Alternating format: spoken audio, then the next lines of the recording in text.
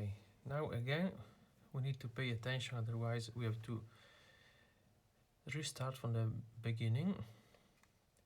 So now that we are in this condition, we have to get interested in the central pieces of the yellow cross, these pieces, and we have to see whether the corresponding color here is aligned with the centers.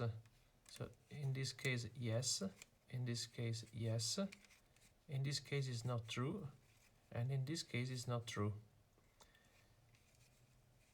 So we try to align them. Now they are already aligned like this. So when we are in this situation, we put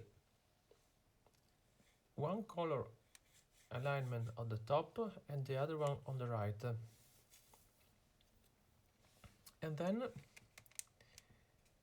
we have to play another algorithm in order to align those two things here. Okay,